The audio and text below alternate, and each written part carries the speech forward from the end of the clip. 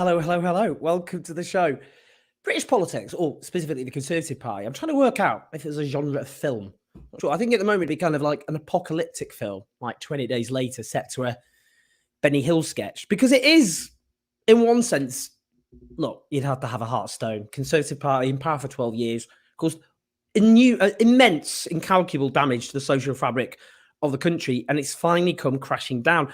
The problem is there's quite a lot of collateral damage, and by collateral damage, I mean you, because obviously the British people have to pay the price. Now, just before I came on air, I just read a tweet, which I'm not going to lie, like, I had to compose myself. I had to take a long, deep breath, have a lot of water. This is from Isabel Oakeshott, who's a well-connected right-wing political commentator, who wrote, "Depressed, Liz Truss has changed her mobile number so many times that as of today, some cabinet ministers can no longer contact her." I'm told. That's funny. I mean, that's funny. Clearly, that is funny. I saw this already, the commentary. I've seen the hot takes coming of, well, is she being bullied? She's the Prime Minister. Can we not talk about the theoretically most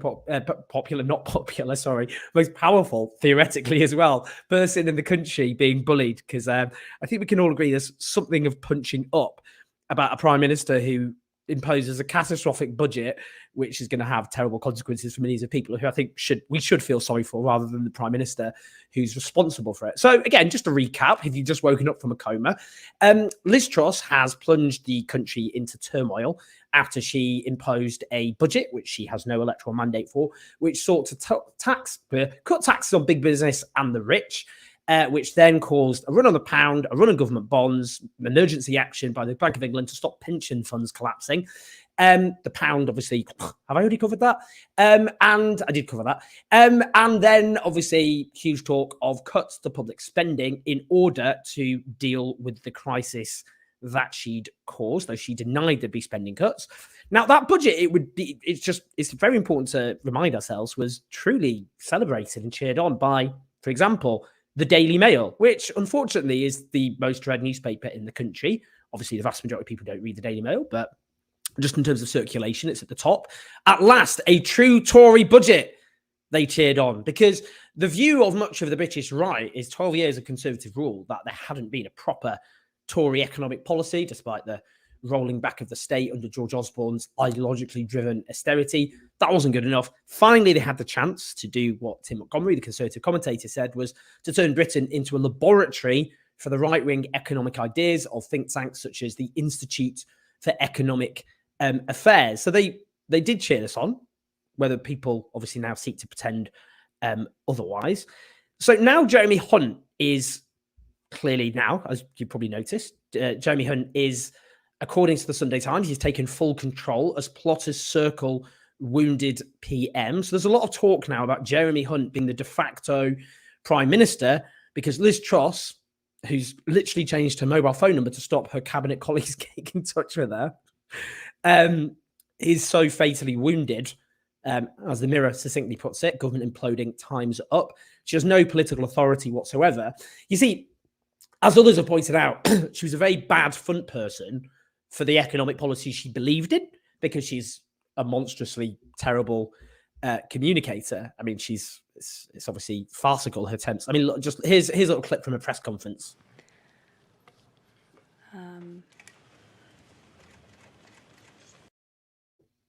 Various takes on that. People suggesting that's them at 2 a.m. in a kebab shop when they're at the front of the queue and they can't work out what to order. Anyway, there's been lots of very funny commentary on a press conference which she called. It was very short, and then she didn't take questions and she just walked off. She was a very bad front. She was a very bad front person for economic policies she actually believed in, but which were obviously things like cutting corporation tax and so on and so forth. But now she's got to front economic policies of Rishi Sunak, who was the other guy, obviously, who stood against her in the Tory leadership race, and she beat. So now she's got to impose the sorts of policies that she wanted. There's been lots, by the way, Tory briefing. They really are going for each other. According to the Sunday Times, last night a number 10 source denied that Sajid Javid had ever been considered for the role now filled by Hunt. There were suggestions he was the first choice, but turned it down. The Prime Minister laughed out loud at the suggestion. They said, she's sat at the cabinet with Javid for 10 years and she knows who is good and who is shit. I'm not sure Liz Truss is in a very good position to judge how shit a politician is, frankly, or otherwise. So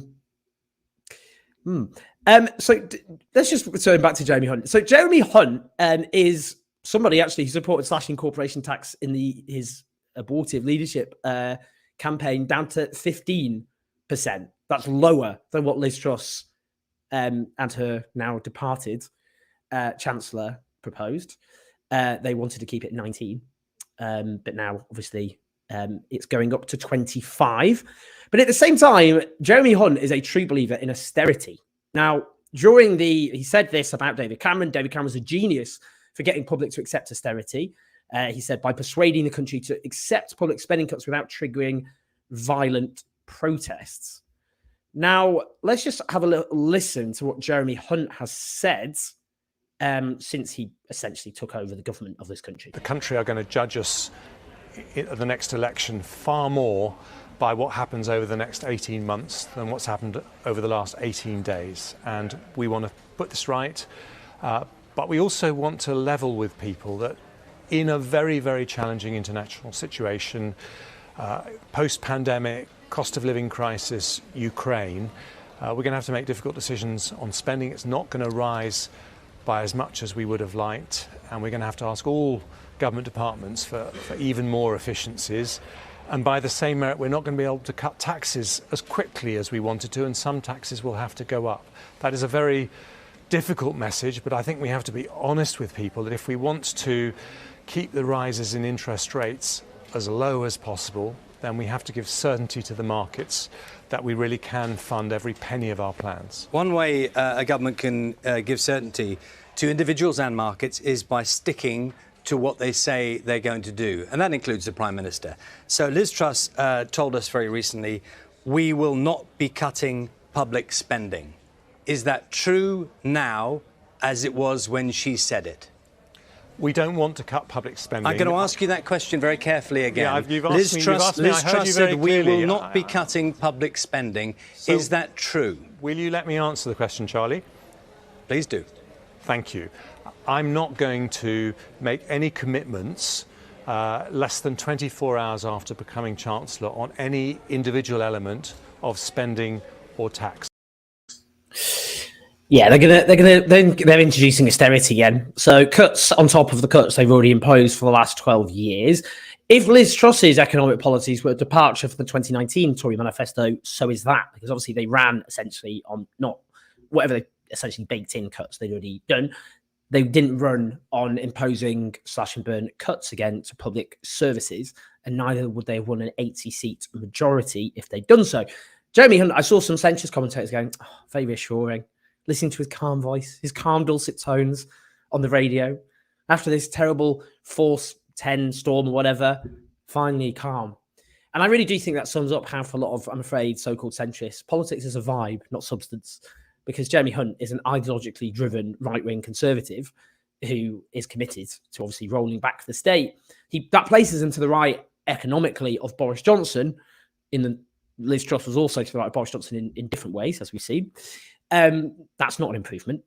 Let's just, I think, listen to, just before I bring in our guests, maybe someone who more succinctly had quite a succinct description of our new de facto Prime Minister, Jeremy Hunt. When I saw him there, I just said, you've got a hell of a job, the best of luck. And what I really wanted to say, fuck you. Oh, no, you mustn't say that. But you can't say that. Yes, no, you can't say that. We'll have to have you out of the studio now. Yes, we'll have to have you out of the studio. With many apologies. The time now is 8:30, a time for the sport. That was Miriam Margoyle on Radio 4's Today programme. Probably looking back at his catastrophic record as Health Secretary and all the calamities that inflicted on the NHS, leaving us unprepared for a pandemic in which tens of thousands of people died, avoidable deaths. Before I bring in our guests, as ever, if you're watching live, press the YouTube link, press like and subscribe. You can support the show and all the documentaries we've done. I'll talk about the documentary later because it's been in the news. We've got a Tory councillor in a bit of a crisis because of our documentary, which I'll explain later. That's that documentary, and all the documentaries are made possible on patreon.com/OwenJones84. We're not obviously funded by Tory donors, we're funded by you. That's what makes this all possible. And you can use super chats, put questions to the guests, and I will thank everyone at the end, and also listen to us obviously on the podcast. Also later, we're speaking to Just Stop Oil, who did a direct action on a painting, which has caused a bit of a furore, including amongst people who are quite sympathetic maybe to their aims.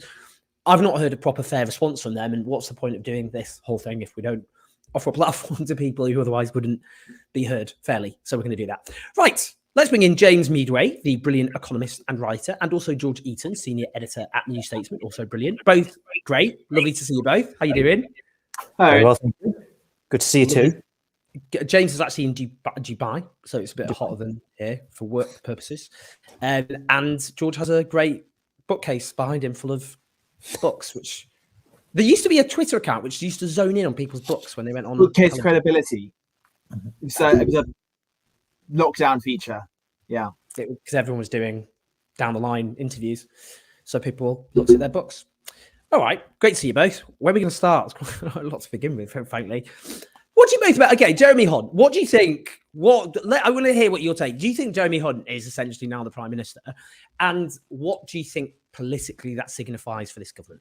George, I want to start with you. Yes, Liz Truss is now a zombie Prime Minister who is the prisoner of her Chancellor.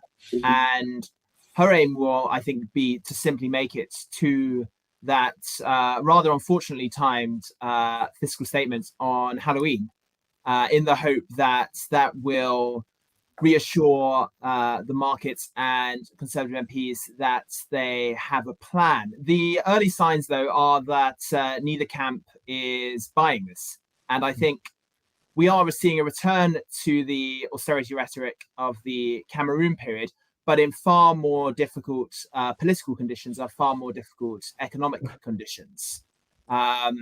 It was possible for David Cameron to retain power even after all the austerity, until obviously it blew up with Brexit. But he had the advantage of being able to blame the Lib Dems in part. He could blame the last Labour government. And people hadn't suffered at that point a lost decade for living standards. I also think, and this is an important point, the Cameroon tactic was to try and offset austerity with ultra low interest rates. The Bank of England's interest rate was 0.5% for most of the period. So a lot of Tory voters suddenly saw the cost of their mortgages plummet. People found it easier to get mortgages because of how low rates were. They found it easier to borrow credit.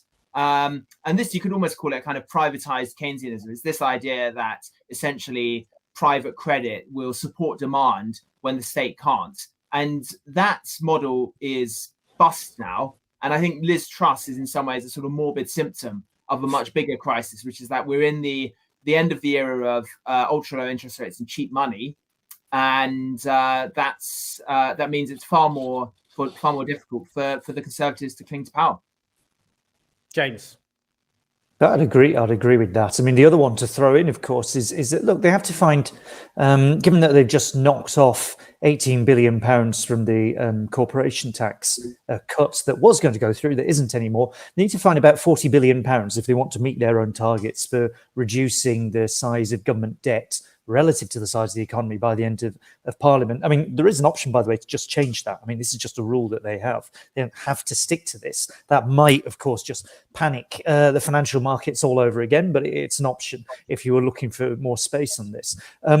Jeremy Hunt hasn't ruled out, in addition to austerity, hasn't ruled out reversing on the income tax and perhaps not cutting income tax when they said they would, or Liz Truss said they would next year, perhaps changing the national insurance contribution. These are both options. At that point, you're still looking at a huge amount of austerity. Plus, you're turning around to 25 million taxpayers and saying, sorry, the money you were going to get, you're not anymore. And by the way, your mortgage has gone up. So this is just a complete political disaster in terms of what they're trying to do. I don't think they're going to be able to get away with it in the way that George Osborne, exactly as George says, was able to get away with this. That you've got people to blame. You can say we're all in this together. You can invent various stories about why it's necessary. There's also just we've cut so much that stuff really isn't working by this point. You can't. I mean, the obvious one to go for is capital spending. In other words, investment in infrastructure, in roads, in public transport, energy, all that sort of stuff. Osborne slashed that as soon as he got in because it's easy. You just do it straight away and people don't notice that they haven't built a new bridge. They might notice that the benefits have declined, but you don't notice that something hasn't been built. So you do it straight away. But then 10 years later, you find that nothing really works properly and productivity is low. So it's just these sort of rounds of slow, steady decline disaster that we're living through here with no obvious route out of this. I mean, the steady management of decline is probably the best Jeremy Hunt can hope for at this point in time. This isn't a happy prospect for anyone. Yeah, I mean, I saw like one comment on this up from the columnist on Twitter. People are going to go absolutely bananas when the spending cuts are announced. Bear in mind, two big reasons for the scale of the cuts will be Brexit-related revenue costs and the interest rate rises of the last few weeks of chaos. I'm not at all sure how this is going to work.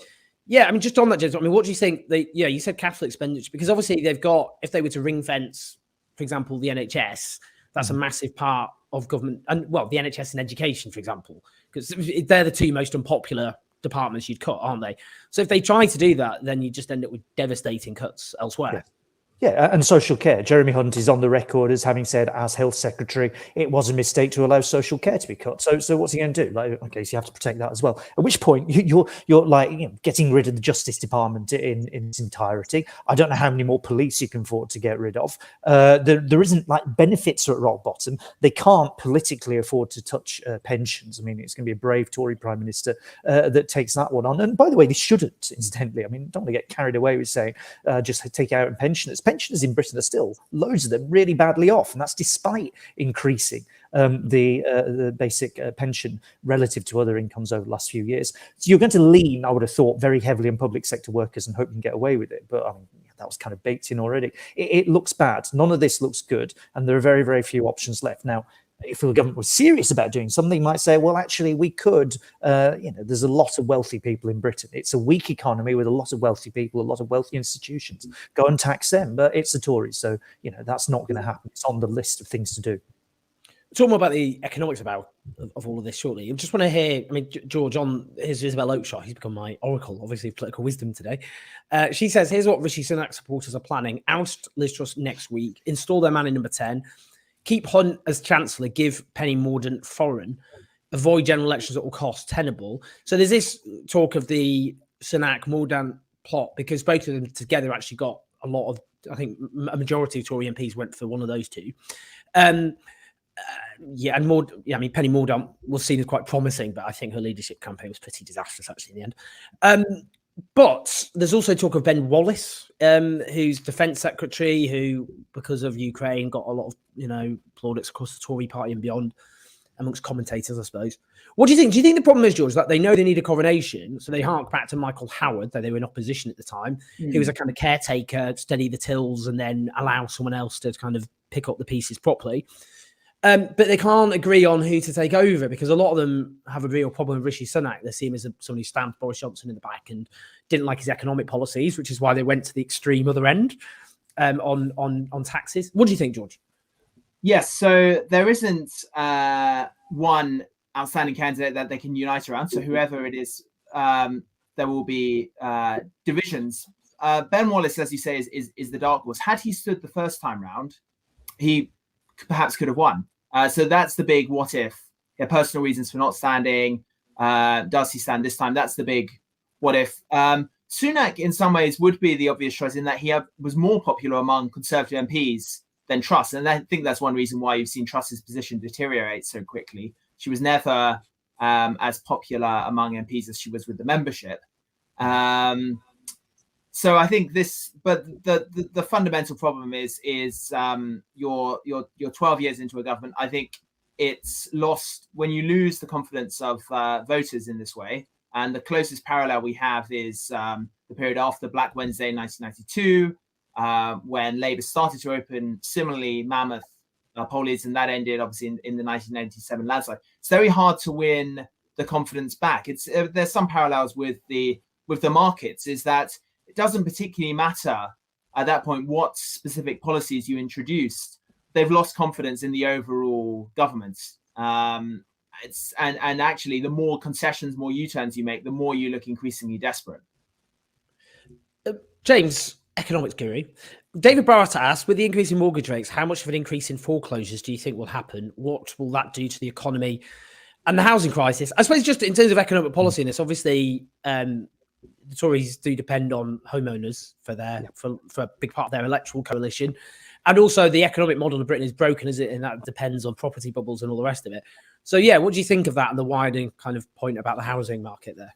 Well, it's one of the fundamental questions. You're absolutely right. The British economy doesn't really work very well. It's been running on fumes for quite some time. It's been depending on things like the Bank of England being able to run quantitative easing to keep the show on the road at various points in the last decade or so. It's low productivity, low investment, low wage, high debt, big dependence on imports from the rest of the world for essential things like food and natural gas, as we're all discovering over the course of this year. So nothing really works too well. But one of the things it is quite good at is building up property bubbles. And that's been exactly a key part of the sort of the Conservatives' way of managing the economy and keeping themselves in power for a long period of time. Now, there's a couple of things of note on this. One is that just how many people actually own their homes outright. So they're kind of insulated from what happens to interest rates now. In my head, the figure is about half of Conservative voters in the last election are actually outright property owners. They don't have a mortgage, which I find an incredible figure. I think it's something around that sort of number. So they're kind of insulated from what happens to interest rates. And then there's a large number of people who are on variable rate mortgages or just come to the end of their fixed period who are going to get absolutely squeezed by this. And squeezed in a way that people with mortgages, variable rate mortgages, really haven't been squeezed since the early 1990s and Black Wednesday and that sort of thing. Interest rates then were much higher, but mortgages tended to be lower. What we've got now is interest rates are rising, but they're still lower than they were in the early 1990s. But everybody's houses are so expensive now. They've taken out these huge loans just to get on the property ladder. So people can get really, really squeezed, and some fairly terrifying figures from the Resolution Foundation about what that might do. Now, that's one part of it. That's quite likely to impact, you'd have thought, on how people spend money and whether they can go to the shops and afford things to buy. Coupled in with everybody else's wages not keeping up with inflation, you're looking at potentially quite a serious recession over the next year. I mean, the forecast from the IMF and others point in this direction. So it doesn't exactly look good. And this is really a big, just politically, big difference in Black Wednesday, that once the pound had crashed out of the exchange rate mechanism, and it had devalued. This is in a world economy that's growing in the 1990s. We're now in a world economy that's not growing. It's all over the place. In the 1990s, the British economy grew on the back of all of this. The Tories had recovered their reputation. If you look at the polling, by 1997, people thought the Tories were better at running the economy than Labour. I mean, Blair still won, but that's what the polls were saying. That's not going to happen this time. There's nothing out there that says, oh, there's going to be a big recovery in the economy and the Tories will all be fine. It all looks really bad, and almost everything the Tories will do in line with how they usually behave is likely to make this worse for most people. Yeah, I mean, George, on that, James, is, the politics of it. Looking back to the 1997 election, what was the Tory slogan? It was Britain's booming, don't let Labour ruin it. And Britain was economically doing very well. Turned out to be an unsustainable financialised bubble, which drove obviously a lot of it that all came crashing down. But I mean, living standards were rising, growth was rising, and the Tories ended up ahead on economic credibility despite Black Wednesday about 5 years before that election. I mean, I suppose the issue now is the Tories, they can't blame the last... They can't blame the last Labour government. They can. I mean, that's not going to wash anymore, is it? Everyone can see the electorate's made up his mind. The current market turmoil has been caused by what the government did, and their austerity is not popular anymore. They can't say, they can't get kind of manufacture public opinion in that direction. Talk about Greece and all the rest of it. People have suffered spending cuts. It is very difficult to see because the real pain is yet to come. And the election is only 2 years away, essentially. You're looking at it, it's just very difficult to see, even now that, look at the latest. We just look at the latest poll. The latest poll, well, YouGov, Labour on 53%, the Tories on 19%. Some might go, well, in 2019, the Tories went down to that. Yeah, but there was the Brexit party at the time. So obviously a lot of the right-wing voted onto the Brexit. So actually, if you totted that up, you could see how the Tories would recover. I mean, it's just difficult to see how they claw themselves back at all. It is. I think the interesting question to ask is, what does this mean in terms of the wider political dynamics on the right? Because obviously you had UKIP as a right-wing protest party for a period, and then that right vote largely coalesced around the Conservatives and in the post-Brexit era, and then even more so around Boris Johnson. How are those who cheered Truss on, said that it was the greatest budget ever, and that she'd finally broken with the Treasury orthodoxy, how are they going to respond to this? I wonder if they will essentially say she wasn't radical enough. She should have maybe done bigger tax cuts and coupled them with huge spending cuts from the get-go, and then everything would have been okay. That is the line that will emerge, essentially, that the problem isn't with the ideology itself, but Truss's botched implementation of it. I think you will see some libertarians and free marketeers saying, well, if the Conservative Party in their view is reverting back to the failed orthodoxy of the last decade, then they'll look elsewhere. I think you could see Farage, I noticed, has already U-turned himself. He originally said this was the best Tory budget since 1986. Do you want to look at this quickly? Shot, today was the best budget since 1986. Chaser, Remainer Jeremy Hunt is a new Chancellor joining forces with the Remainer PM. The Conservative Party has no authority, no decency, and has failed our country. Sorry, carry on. Just fleshing that out. Yes, very well prepared. I mean, that to me looks like a signal of potentially a new right-wing party, new right-wing movement. You can see a narrative developing that Tory members have been betrayed by the Tory establishment. If Truss is removed, they will say, and if it's another leader selected without a members' election, you can see a powerful narrative that develops among that right-wing fringe of we need to give up on this failed party. Yeah, I mean, do you think the issue there, James? I mean, I'm just interested with kind of how a new right-wing party would work, because it'd have to be so different from what UKIP was. Because even though, look, we all know here Farage is an ultra Thatcherite, a rampant neoliberal who, for example, wanted to get rid of the NHS as a publicly run service in favour of some sort of private insurance model or something. The way UKIP postured was that it won over a lot of a significant number anyway of Labour voters. It didn't just win over disillusioned Tories, it did win over disillusioned Labour voters, because what it did is it allowed people to see what they wanted to see. So when they were in the north, they weren't talking about about being Thatcherite, all the rest of it. So they won over Labour voters who were left on the economy but right on cultural issues. Yeah. But I just wonder what would a new right-wing party, because I think he's going to give it a go. I mean, he's a shapeshifter. At the beginning of the pandemic, he was denouncing the Tories for not locking down quick enough, and then pivoted to an anti-lockdown message instead. But I'm just wondering, what do you think? I mean, do you see, just in terms of an economic platform, the problem is right-wing libertarianism is just not very popular in this country, is it? That's the issue. No, not at all. I mean, the actual support out there for the kind of, shrink the state and cut everyone's taxes position is really tiny, and has been for a long period of time. Understandably, to be absolutely honest, if you look at the state of everything. No, the space out there is basically a sort of Johnsonism with knobs on. It's you can see it developing, some of the criticism that's coming through from the right, not entirely without foundation, where it's like, oh, it's the Bank of England's fault we're in this mess. It was them who decided to basically set up a situation where they were going to withdraw support from pension funds on the Monday. It was their fault that inflation's risen because they didn't move fast enough in last year when they should have driven up interest rates. It's also, I saw in the Daily Mail, it's Gordon Brown's fault for changing the rules and how pension funds operate, which meant they all go into liability-driven investments and all these sort of complicated derivatives and things. Not entirely true, that one, but the problem goes back further, if anything. But you can assemble a story which is really like a populist. We're going to make the Bank of England print money for us. That way we can cut taxes and run the NHS, and that's where it lands. And actually, if the Tory party does crown another leader because they don't dare go to the members, that's probably the space where Farage should get into. There'll be a lot of disgruntled Conservative Party members there, not unreasonably, frankly. I mean, we don't live in a very democratic country. The various calls that basically party members shouldn't be allowed to pick who leads their party, I think is kind of disturbing as a response to this failure of democracy we had. You get a bunch of people saying, oh, well, Labour members choose Jeremy Corbyn, they shouldn't be allowed to vote. Tory members choose Liz Truss, they shouldn't be allowed to vote. That's the space that Farage could get into, and I can see him positioning himself as a sort of populist, right-wing, print the money and pay for the NHS, cut the taxes for the rich sort of position. Someone just pointed out, FSM is the dog. Tory Graph admits Project Fear was right. This is Jeremy Warner, I think, in the Telegraph. He's written a piece about how the warnings of what would happen in terms of Brexit and the form of Brexit the Tories certainly pursued have been more than vindicated, he actually said. Just on the Tad Cantwell asked about a caretaker being challenged to avoid a coronation. I mean, isn't that the issue? I've already asked that, I suppose, but it's the paralysis, isn't it? That they can't, if they have another leadership election, it just looks ridiculous, doesn't it? But I suppose the other point is that, in fact, I want to ask you about this general election issue.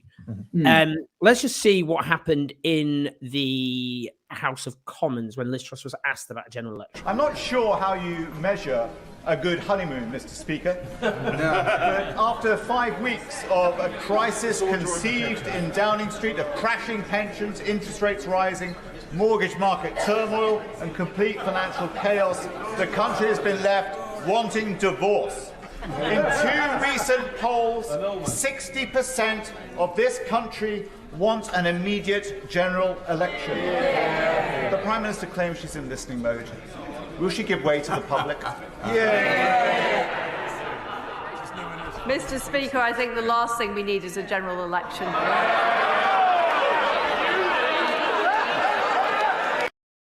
Right, I mean, the last thing the Conservatives want is a general election because they will be absolutely blown to smithereens in the current context. But George, I'm just wondering, Nadine Dorries pointed out in leaked WhatsApp messages that it would, well, she said it publicly anyway, that it would just look, they can't just keep changing prime ministers in government and then not call a general election. Because Labour, you could say, well, Labour did it under Blair and Brown. Yeah, that was one. I mean, you can't just keep 3 prime ministers in one parliamentary term. So the Sunday Times has called for Rishi Sunak to take over, and then when things stabilise, call a general election. But what do you think, George? Do you think they could get away with that, or do you think they would? The pressure would be too big if they replace Liz Truss, and that's actually maybe what's going to keep her in power. I think Truss will be gone before Christmas. I mean, the constitutional position is obviously that the latest the general election can be held is January 2025. Now, Labour could bring forward a vote of no confidence. I think that becomes more likely if Truss tries to cling to power. There are some Conservatives who might join them. You did see some of this before the 1997 election. Some Conservatives almost openly saying, we need a spell in opposition now. But the problem is at the moment, there's almost no such thing as a safe Conservative seat. So it would be truly masochistic for the Conservatives to vote for a general election.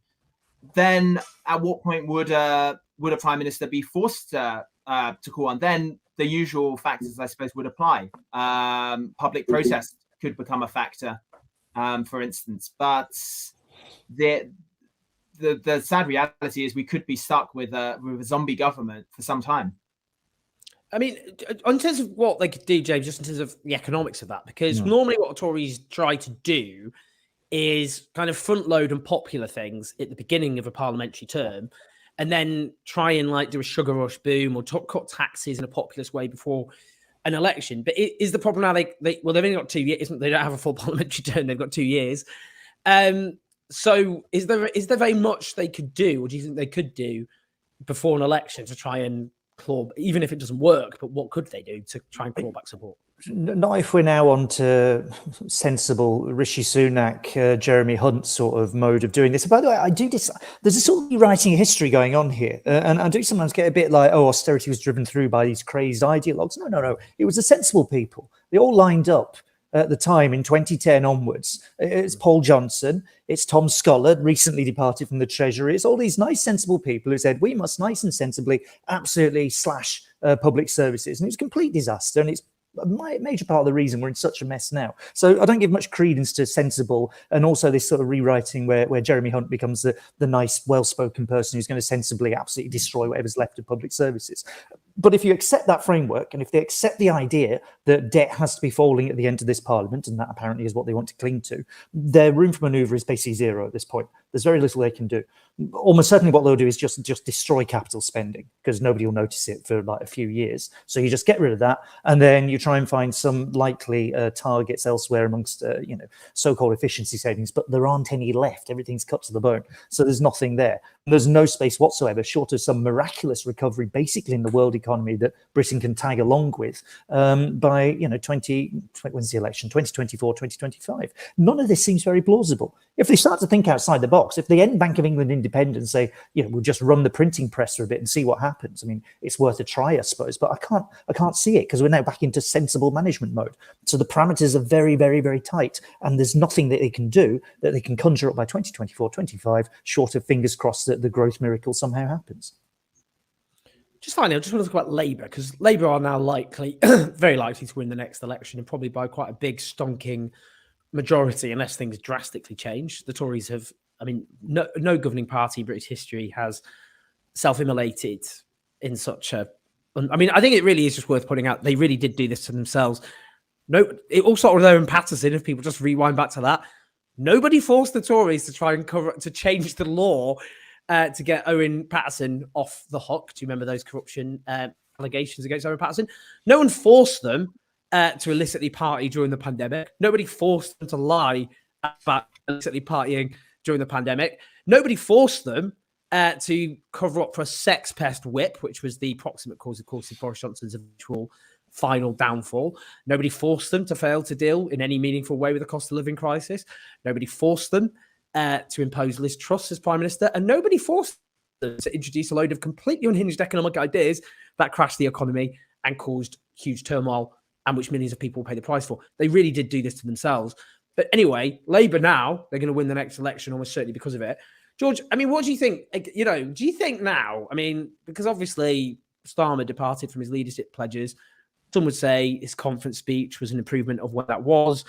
It's, not as... is it the same as New Labour? I suppose some might say, well, actually, it's to the left, talking about council housing, public ownership of rail. We'll see, that kind of thing. But nonetheless, they've obviously really gone for the left, and a lot of the pledges that Keir Starmer made. But the difference is, New Labour came to power in a period of social peace brought by a financialised bubble, which then detonated later on down the road. Living standards were rising. Britain's economy was doing well, as the Tories correctly noted in 1997, unsustainably, but nonetheless. So they could do a lot of things, which, they did increase public spending after 2 years of keeping to Tory spending limits. This time will just be so much a Britain in a complete and utter mess.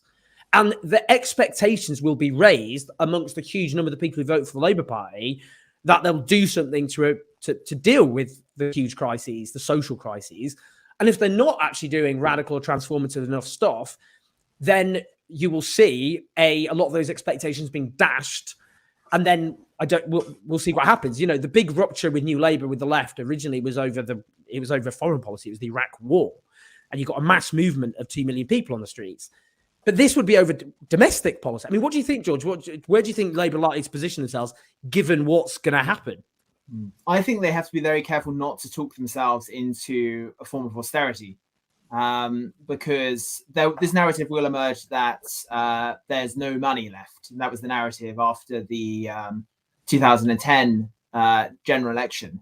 And I think Labour will come to power after over a decade in opposition with a huge amount to do. And I think there will be huge public expectations on it. And actually, the dangerous option would be to be overly conservative and austere, because history shows that Labour governments tend to fail when they essentially default to austerity. You think of Ramsay MacDonald as perhaps the most obvious example there. Labour has to be, of course, it has to be credible, but it also has to be radical. And the risk is that the obsession with so-called credibility, which is more complex than perhaps some economists suggest, ends up crowding out the space for radicalism. What do you think, James? This is a very, very unpleasant place for Labour to end up winning an election in, right? Blair had everything on a plate: a growing economy, global stability, the option to do essentially whatever you wanted for a long period of time. The Tories nowhere to be seen because a massive majority. The kind of criminal waste of that period in his first term is something that haunts us all now, I suppose. Labour, if it gets into government this time, and we have to assume it will do, it just isn't going to look like that. The world economy is not going to be in a good place by that point. There'll be all sorts of other geopolitical instabilities. Climate change is actually starting to bite in a serious way. Reports this morning that next year's harvest in Britain is going to be walloped by drought and fertiliser shortages this year, and forecasts for similar things into the future. Everything looks constrained. And that's the point where, this issue of credibility isn't any longer. I think it was never really just a sort of electoral thing you say to make people think that you're doing the right thing. It was always like, how do you protect, in the case of Jeremy Corbyn and John McDonnell, how do you protect quite a programme for serious changes to the economy from the battering you get from outside? Labour has that with knobs on now, because what was a very low interest rate environment in 2017, even 2019, is just gone. The huge external deficit we're running, where we have to buy natural gas and food and all sorts of other things from abroad, that's become a very, very apparent problem. So the room for manoeuvre is tiny. And if Labour isn't prepared at that point to say, okay, the only option you got left is actually quite serious redistribution, you have to go and find wealthy people, wealthy institutions, take money off them and spend it on public services. There aren't any other choices here. There is no other room for manoeuvre. You won't get the growth. You can't borrow in the scale that you wanted to. Unless they're prepared to do that, you're going to end up with, frankly, a bitterly disappointing Labour government in the future. Now, that means they have to say now where those taxes are going to land, rather than ending up in some mess when it comes to the election, or even worse, some mess once they're actually in government. And I don't yet see the desire from this Labour leadership to actually be a bit clearer about how they're going to pay for these things and what exactly their priorities are. Well, that certainly leaves us with a lot to think about. We've talked about, obviously, the Tory calamity, but I think it's important to talk about where things go from here. We've still got 2 years likely left, unless the pressure for a general election is completely overwhelming under whoever Liz Truss's likely successor is. And I think George is right. She's out by Christmas. I think the paralysis is just how the consensus is she's got to go amongst Tory MPs is just how they get there without causing more damage is the issue. Both been absolutely brilliant as per usual. Really appreciate having your eternal wisdom on the show as ever. So thank you both very much. Really enjoyed that as ever. Okay, thank you. Speak soon. Take care. Speak soon. Brilliant stuff as ever from both of them. So we're going to speak to Just Speak. Doesn't make any sense. We're speaking to, in fact, let me bring Emma in now. Emma, hello. Emma. Hi. Can you hear me? Yeah, I can hear you. Can you hear me okay? Can hear you very well. So what I'm just going to run quickly the clip which I think lots of people have seen, and then we'll have a conversation. 1 second. Let's go.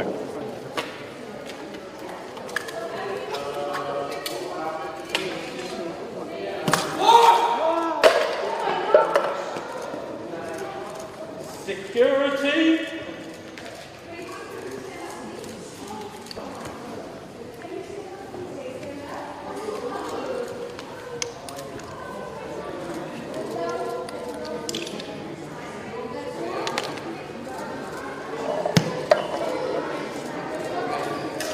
What is worth more, art or life? Is it worth more than food? Worth more than justice? Are you more concerned about the protection of a painting or the protection of our planet and people? The cost of living crisis is part of the cost of oil crisis. Fuel is unaffordable to millions of cold, hungry families. They can't even afford to heat a tin of soup. Meanwhile, crops are failing. Millions of people are dying in monsoons, wildfires and severe drought. We cannot afford new oil and gas. It is going to take everything we know and love. So that's obviously the action by Just Stop Oil, which of course Emma here is a member of. Now, this caused a lot of controversy, including amongst, I suppose, people who've been naturally sympathetic. I should note the painting wasn't damaged. The painting was protected by glass. So basically the net impact was some paint on some glass. I mean, in terms of the lasting consequence, if people are disturbed at the destruction of a painting, no painting was destroyed in the making of this protest, I suppose you could say. But I think they've both been arrested for criminal damage or something. I don't know what the criminal damage is. It to the floor or something because of the paint? I don't know what it was. So Emma, I just want to ask. So firstly, a lot of people go, well, just tell me firstly, what's Just Stop Oil's big aim? What are you fighting for? Yeah, so we have one really simple demand, which is that the UK government halts all new licenses and consents for fossil fuels in the UK. That's something that the International Energy Agency, the UN, it's what their own climate change committee recommended. They've even been taken to the High Court and found guilty of not meeting their net zero commitments. Like, it's completely incompatible with climate action. And obviously, when we started this campaign, actually, it was 40 new oil and gas projects that were proposed. Now, this autumn, it's 100 new oil and gas projects. So as soon as we get a meaningful statement from the government, this disruption will stop. But they're not listening to rationality, to common sense, to their own advisors, and no one is holding them to account. So that's why we've got young people taking this kind of action. So we've got one comment here, for example, which is supportive from Sir on STR. Those who are more upset about a potential damage of a painting than the actual damage to our planet were exposed without actually damaging the painting. It's very well done. Yeah, so I suppose a lot of people I saw on social media were like, well, I'm never going to support their cause again. It's like, what do you mean by that? You're not going to support a transition to a renewable, an economy based on renewable energy? I mean, sort of like, what? I'm going to support the destruction of the planet now because I'm angry about a protest. It just seems a bit like cutting your nose off to spite your face. That. But a lot of people who are sympathetic say, well, actually, this won't win public support. A lot of people who are naturally sympathetic to what you're arguing for will be alienated and therefore will undermine the cause. What do you say to that? Well, I don't think that's true. I think this has sparked millions upon millions of conversations worldwide. And I think if even a tenth of those conversations mention the new licenses for oil and gas, that's worth it. Because the fact of the matter is that if we didn't do this, it wasn't like this news story would have been naturally replaced by the one that suggests that our crops next year might completely fail due to climate change. This is not, I think it's kind of indicative, really, to be honest, of the problem that we have in society. If, I think we need to reach that point where it's as shocking that our government are proposing more fossil fuels when we can literally see the effects right now in this country. We've seen 40-degree heat. I think we need to reach a point where that is as shocking as a bit of soup on some glass. That is what we need to be feeling, because we have been blockading oil terminals. We have been, blockading Downing Street. And unfortunately, the attention economy is what it is. And I think there's also an effect called the radical flank effect, which means that, we don't need to be popular. Like, we don't need to be popular. We need to grab attention, and we need to put pressure on the government. And we're doing that. I suppose the model there would be, say, Extinction Rebellion in 2019, which the poll said was very unpopular. But equally, what the same poll said in 2019 is that public worry about the environment as a political issue went up and up and up in 2019. So Extinction Rebellion wasn't popular, but because they forced a discussion about the environment because of their direct action, that meant people were more likely to think the environment was an issue the government should do more about. Exactly. And we have so many people saying we support the cause, but not the means. So, and that is, people are saying, of course we shouldn't have any more drilling in the North Sea. But that wasn't the conversation a few months ago. There was all this complete nonsense, to be honest, about energy security, because, what's more energy security than homegrown energy in the form of like wind and solar and renewables. And obviously oil and gas takes upwards of 5, 10, 15, 20 years to come online. So, these kind of arguments are being proven to be bogus. And we are getting people agreeing with the cause. But I would also say to people, like, if you're really angry about this, then by all means protest in other ways. But I've been at Downing Street several days, and I've seen other groups standing by the side of the road with placards, and we just get ignored. Can I ask just quickly, why? I mean, I get the cup of soup, because the idea was people can't afford to heat even a cup of soup. This is a crisis affecting millions of people. Why a painting? Well, we did protest earlier in the year, also targeting artworks. Artworks have a huge amount of cultural value and significance. So it's really trying to tie the kind of outrage and anxiety we feel when something precious is being is seen to be under threat, and really trying to link that to people of like, why are we not upset about the fact that we're not going to have any sunflowers at this rate? We're not going to have any plants. We're not going to have any crops. We're not going to have any water. Like, we need to try and tie that outrage. And obviously artworks have been targeted in the past by many protest organizations from the suffragettes onwards, because they are these points of of value. And that's what we're trying to tie into. And we can see that it works. It grabs people's attention. They're shocked and they're outraged. But I mean, I studied sculpture and environmental art myself, and I know that most artists are in favor of social change and social good. And, most artists have been quite radical figures in their time as well. So I think sometimes some of this outrage is misplaced, because I know that Van Gogh, for example, would be, I think, devastated and outraged by what is happening to the nature and to the world that he loved. Michael Fastini says, and by the way, it's worth noting the suffragettes were very unpopular in the time and did far more extreme forms of direct action than Just Stop Oil. I mean, they people died actually as a result of some suffragettes actions. I should notice that. They used bombs, some of them, and they certainly went for art galleries, but also did far more extreme forms of vandalism. Most people actually look back at this. People don't go, "Oh, I hate the suffragettes" these days. That's for sure. That's true. Not that I'm encouraging, obviously, people to start using bombs. Just to be very clear there, before I get arrested under the government's anti-terror legislation. Michael Fastini, I didn't care about the painting protests. I don't think it's effective, but it's not a big deal. The dumping milk on a store floor was not helpful. So can you explain about what is he referring to there? This is, I think, Fortnum and Mason. Am I wrong? So milk being put, what happened there, and why, what's the defense, if you like? So that was another group from us. They're called Animal Rebellion, and they're asking for a fair transition to a plant-based sort of food system, obviously because animal agriculture is also another leading driver of climate change. And again, it's that disruptive action. You can convince people all you want, but that kind of visceral seeing it, it gets the message out there, it gets the attention. It also just starts to tap into this cognitive dissonance that we have as a society, where we're like, oh yeah, I totally agree, we probably should be transitioning to a plant-based economy, or a plant-based food system.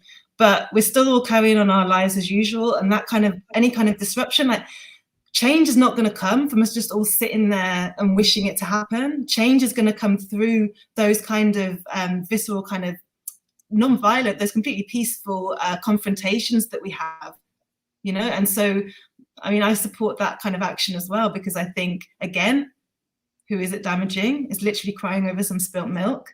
But it's really getting that message out there. It's getting that point out there. And it's showing that also that we're not going to be obedient to a system that is literally killing us. The system that we have at the moment is literally killing us. It actually makes me quite emotional sometimes. I was talking to one of my friends who's involved in Just Stop Oil as well. And she's 20 years old. And she told me, she was like, Emma, when the world is going to run out of drinking water?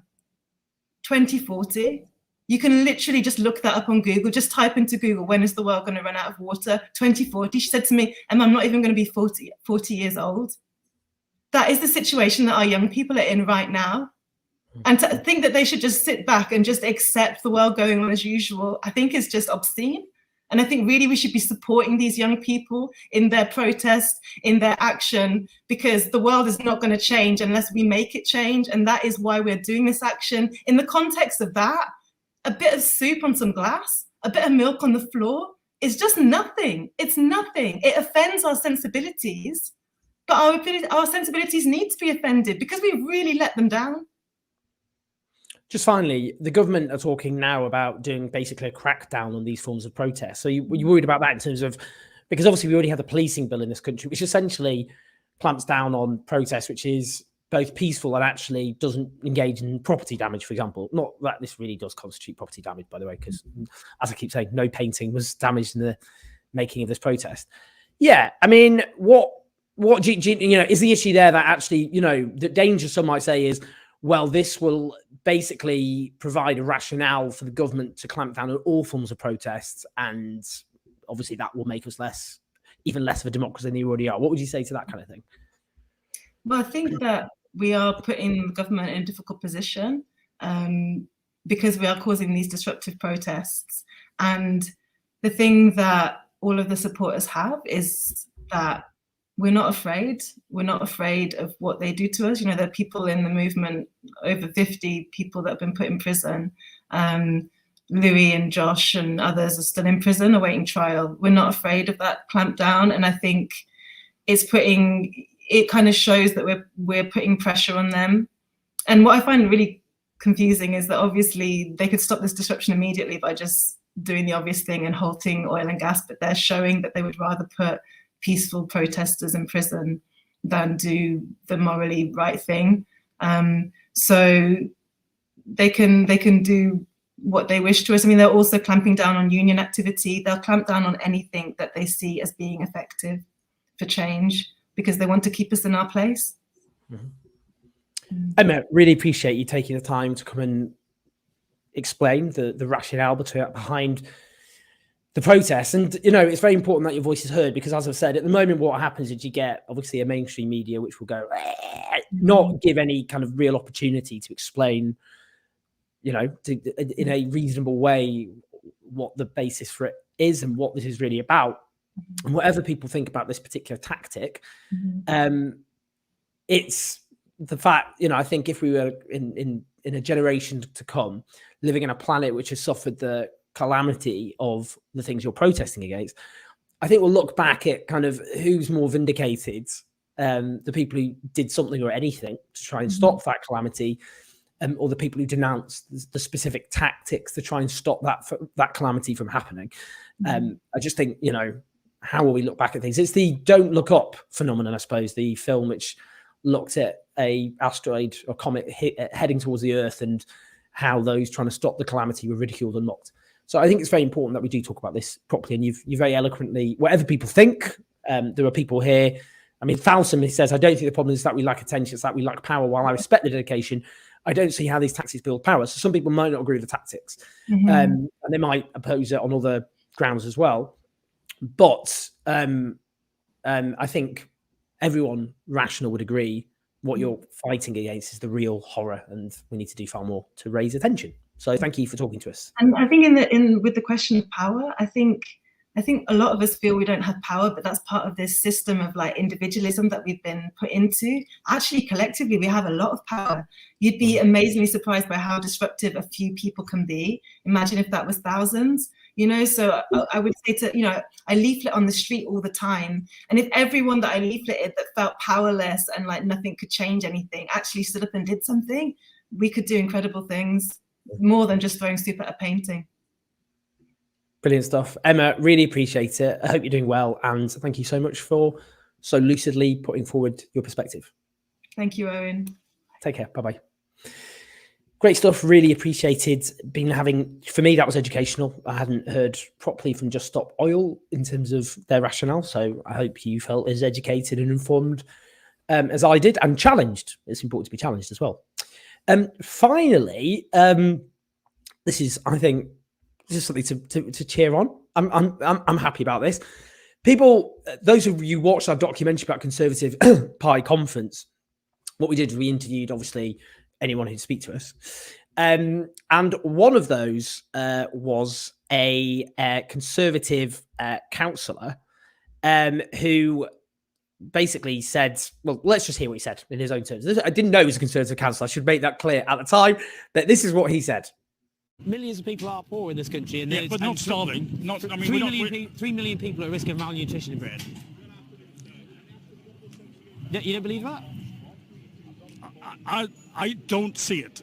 I don't see it in my hometown. I don't see people dying on the streets. I don't see people on malnutrition. I just don't see it. Does that not suggest maybe you live in a bit of a bubble? No, I don't think so, because I live in Northumberland, which is the southeast of Northumberland, is one of the most deprived parts of the country. And yes, they have got some difficulties, but they're not starving. People are not starving on the streets. I've got rickets. Charities will say, like the people they work with, parents skip hot meals to feed their kids. Do you not believe that? I find it hard to believe. Oh dear, oh dear, oh dear. Well, anyway, this Tory councillor is a county councillor who's been now urged to resign over no hunger claim.